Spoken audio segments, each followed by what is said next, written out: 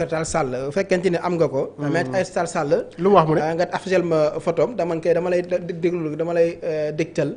nga déglu li mu wax. moom extra à l'Assemblée aussi hein. waaw oui elle est députée.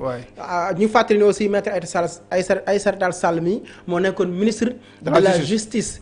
jamono bi ñuy voté la loi d'amnistie te jamono jooju avant ñuy voté loi d'amnistie. ci lañ ko wàccee Macky Sall dissoudre na. waaw gouvernement bi moo di gouvernement bi. léegi déglu ko ci loi d'amnistie bi. lu mu wax mu ne déglu. L'autre chose qu'ils disent, on va abroger la loi d'amnistie. Aïcha, on attend. ah bon. Ils n'ont qu'à essayer d'abroger la loi d'amnistie. C'est beaucoup plus facile à dire qu'à faire. Hein? Et c'est une spécialiste qui vous parle. Et je parle sous le contrôle de mes confrères. Vous savez quel est le problème? En droit pénal, il y a ce qu'on appelle l'intangibilité des droits acquis et la non-rétroactivité des lois. Alors, les gens... Certaines personnes ont bénéficié de la loi d'amnistie et pas n'importe lesquelles. Hein. Je rappelle que le président de la République et son premier ministre sont sortis de prison grâce à la loi d'amnistie.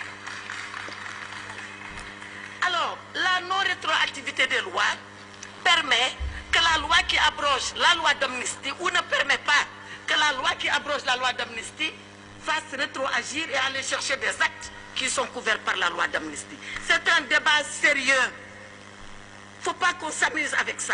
Parce que nous amuser avec ça veut dire que le Sénégal, justement, ne sera plus un état de droit. Nous amuser avec ça veut dire qu'on va ramener notre régime à un régime naha-naha où on peut faire n'importe quoi seulement parce qu'on a une majorité soi-disant écrasante à l'Assemblée nationale. La majorité écrasante à l'Assemblée nationale, elle doit s'occuper des préoccupations des Sénégalais. Il faut que ça soit clair. On n'a pas peur d'aborder ces débats-là. On n'en a pas peur, s'il vous plaît. On va épuiser ce débat jusqu'au bout, mais par des professionnels. Que n'importe qui ne se réveille pas en disant, moi, je vais demander qu'on abroge la loi d'amnistie. Te yow xamoo sax affaire bi lan lay dox. ñëpp di ci wax. Tout le monde est juriste, tout le monde est juge, tout le monde est avocat. Ce n'est pas possible, il faut l'arrêter. Et comme je dis, si vraiment l'ambition de cette majorité écrasante, c'est d'installer la haute cour de justice qui existe déjà, qui a toujours existé. C'est d'abroger la loi sur l'amnistie, ce qui, par certains aspects, est impossible en droit pénal, alors la déception sera grande pour le peuple sénégalais. Ils n'ont pas été élus pour ça. Vous faites que dans le ñaar yo lañuy dox kon bok peuple sénégalais na xamni ñi ñom nekkuñu fi pour seen yité. Voilà ce que je voulais dire sur l'état de droit. Alors mi ngi noonu mu nekk maître Aïssata Tall Sall bi nga xam ni moom la ñu dénkoon jëriñ ji nga xam ne moo jëm ci wàllum yoon ak yoonale moom daal nee na fi ñu toll nii. loi d'amnistie bi damay wax. Comme je l'ai dit, elles sont agressées. Quand elles-mêmes elles sont victimes de la violence, quand elles sont en état de légitime défense, que doivent-elles faire? Voilà. Il n'y aura pas de sanction contre les forces de l'ordre qui ont tiré à balles réelles. Bien sûr qu'on est en train d'enquêter, M. Boisbouvier. Bien sûr que quand le juge verra que le manifestant ou même la force de l'ordre en face a tiré, parce que comme je l'ai dit, elles sont agressées. Voilà. Quand elles-mêmes elles sont victimes de la violence, quand elles sont en état de légitime défense, que doivent-elles faire? Voilà. Il n'y aura pas de sanction contre les forces de l'ordre qui ont tiré à balles réelles. Bien sûr qu'on est en train d'enquêter, M. Boisbouvier. Bien sûr que quand le juge verra que le manifestant ou même la force de l'ordre en face a tiré parce qu'il était en état de légitime défense, que va faire le manifestant? D'accord. Da ngay gis ñoom lan la ñuy ragal ci ñu dindiwaat loi d'amnistie bi. ba ñoom ñu ciy wax. loi d'amnistie xaaral ku toog ne policiers dañu nekk légitime défense. oui léegi kooku est-ce que loolu toog na leen yow abrogé cette loi d'amnistie. mooy vidéo bu la takkal. mais légitime défense dem na France 24. ñu laaj ko mu nekkoon ministère des affaires étrangères. ñu ne ko rek xew ci réew mi naka la fa xewee mu ne ay ndaw bu ñu demee attaqué wala bi ndaw bi demee song ay takk der. ñu door leen dañu nekk ci li nga xam ne moo di légitime défense. kooku tey yow gëm nga mu toog ci am ndaje ne la kat dinaa ànd tey ñu abrogé cette loi d'amnistie. et li muy wax nii ci par rapport ak les conséquences loolu aussi je pense que c'est vrai. mooy bu ñu abrogé cette loi d'amnistie. parce que cette loi d'amnistie dafa permettre Ousmane Sonko génn kaso dafa permettre Bassirou Diomaye Diakhar Faye génn kaso dafa permettre Fadilou Keïta génn kaso dafa permettre keneen ak keneen génn kaso léegi nag buñ ko abrogé d'ailleurs wax na ko nee na. waaw nee na ñoom ñi nga xam ne ñoo bëgg a abrogé loi d'amnistie bi. oui loi d'amnistie bi moo leen génne kaso. ku ci mel ni premier ministre. ak le président de la République. oui Alaaji Bassirou Diomaye Diakhar Faye. léegi li problème bi mooy. buñ ko abrogé. te ñoom ñoo jiite réew mi. léegi ñoom fan la ñu mujj. loolu moo nekk véritablement les questions est-ce que peut-être. dañuy jël mbir mi gas suul.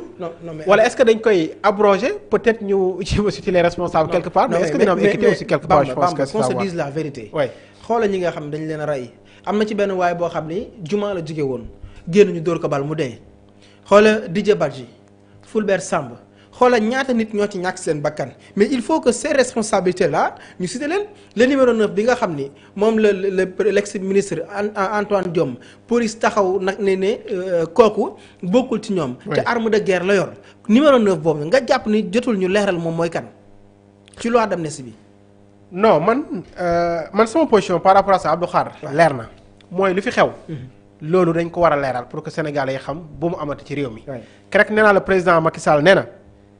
dafa woote réconciliation dafa woote apaisement mais dama ne apaisement baax na dëgg réconciliation baax na dëgg mais li ko jiitu mooy justice et justice pour le faire mooy président Macky Sall avant mu dem dafa indi une loi d'amnistie votée par l'Assemblée nationale même si que parti Pastef à l'époque d'accord ñu woon ci par rapport ak bi ñu koy voté au niveau de l'Assemblée maintenant fekkee d'accord ñu ci war a def mooy dañu war a abroger cette loi d'amnistie bu ko defee ñu ubbiwaat enquête mais dama ne suñu ubbee enquête dafa am ñoo xam te dañu ne ci nguur gi te day li laal léegi ñooñu nag naka la ñu war fas yéene taxawee donc je pense que pour man daal comme ni ñu koy waxee rek pas que ñaari boor la doo xam man tant que ngay duggee ci li nga xam ne moo di géew bi mais tey man je suis pour à ce que tey les 86 personnes yoo xam ne ñàkk nañ seen bakkan te foofa na toogoon fii ne Sénégal ñu ngi enquête fii ak ay fan dinañ génnee ay résultats boobaak léegi France daal di xideem moom kenn déggatul ko mu wax yaa ngi koy wax le numéro 9 il a fallu que police moo génn jël ay vidéos yu ñu filmé génne la numéro 9 ne mu ngi nii bokkul ci ñun il a fallu que France 24 contredire leen génne waa ji mu ànd ak ñi nga xam ne mooy takk der yi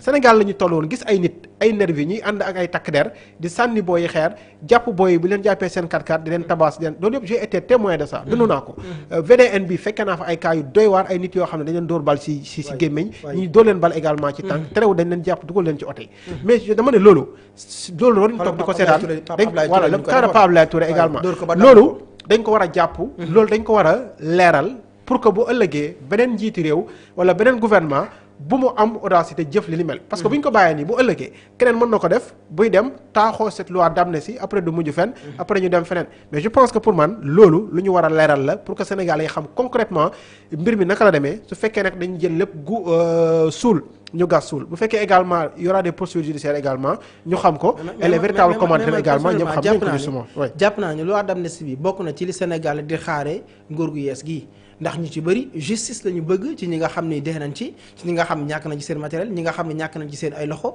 seen yenn ci seen ay organes alors pour man sénégalais yi état bi ci li leen di xaar moo di ci haute cour de justice bi parce que ñi nga xam ne aussi dinañ alalu askan bi lekk ko ay BRT terre yoo xam ne ay 1000 milliards lañ ci def te bërki Dembo Ndiaye gis naa Côte d'Ivoire li mu def ci terre te muy daw région par région matul 500 milliards ñuy jël 1000 milliards def ko ci terre boo xam ne Diamniadio Dakar la yem génnu sax biir Dakar ñu jël benn BRT ci ay donte sax baax na ndax am na askan boo xam ne ñu ngi ci jariñu mais tey ji il faudra loolu ñu leeral ko il faudra aussi ñu leeral ñi nga xam ne rey nañ leen te teguñu ko fenn loolu aussi il faudra ñu génne loi d'amnistie bi Sénégalais pour man foofu la ñuy xaar nguur gu waaw mais léegi coow amatul comme que ñoom dañoo laaj majorité au niveau de l'Assemblée nationale assemblée dañ ko premier ministre waxoon na ko waaw assemblée waaw loolu je pense que bi mu demee Ziguinchor xaw ma dégg naa ko aussi mu wax ko comme que loolu la ñuy installé Assemblée nationale et normalement bi ñu ko installé dañu war a taxawal haute cour de justice maintenant on verra bu ñu voté budget bi ba lépp passé est-ce que danañ abroger cette loi d'amnistie en tout cas la quasi-totalité des Sénégalais moom ñu ngi yor seen gët di xool gouvernement bi est-ce que danañu ko abroger naam wala déet est-ce que duñ ko abroger parce que dégg nga ay nit yu génne naan am na lu lëkkale entre président Macky Sall ak Ousmane Sonko ba ay waxtaan am na et cetera et tout ak dégg naa sax récemment ma jàmbal di wax que ne Ousmane Sonko li muy wax ni yëpp du mos a dem ci biir parce que am na lu ci laxos et cetera même si que le président Macky Sall quand même il a sorti benn bataaxal di démentir par rapport ak li nga xam ne moo di lu ma jàmbal waxoon mais daal je pense que li nga wax c'est vrai mooy bakkan yi nga xam ne rot nañ fi depuis mars 2021 ba février 2024 loolu moo waruñu ko jël rek gas suul dañu ko war a leeral les véritables commanditaires parce que ku mel ni Pape Abdoulaye Touré ba tey mu ngi suivre des traitements au niveau de l'étranger kooku tey yàqal nañ ko li nga xam ne moo di jàngam tey yàlla moo ko may sax rek mais mënoon na ñàkk bakkanam si ñun ne ay nervi yi ñoo ko jàpp mu ne Pape Abdoulaye Touré moo leen kii moo leen yónni nu mu tuuti Pape nu mu tuuti Pape Malick Ndour moo leen waaw Pape Malick Ndour moo leen yónni mais kooku tey yàlla moo ko muusal mais mënoon na ñàkk bakkanam ces milliers de jeunes là yi nga xam ne yóbbu leen dans les commissariats ñi def fa ay 11 jours de retour de parquet ñi am gaañu ñi seen bopp tëj ñi seen tànk dammu ñi seen nangam ñu yóbbu leen fi nga xam ne moo di kaso ñu ne ci wàllum li nga xam ne moo di paquetage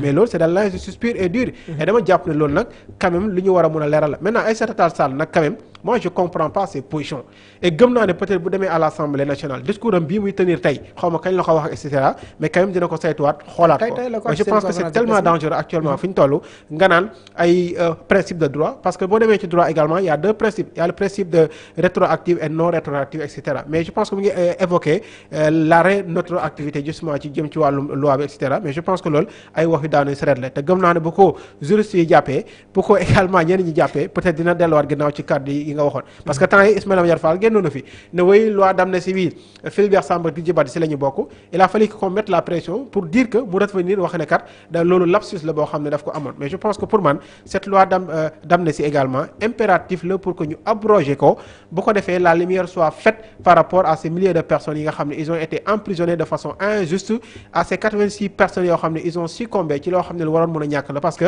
dañoon def loo xam ne la loi moo leen ko permettre parce que la loi également moo ne kat nit ki am na droit bu amee lu ko métti mu takk morceau bu xonq wala mu def marche wala également mu def li nga xam ne rek moo di yeneen ak yeneen ay rassemblement mais je pense que tolloo ñu dëkk boo xam ne Sénégal kenn amatul droit organiser marche ku fi génn wax ñu ne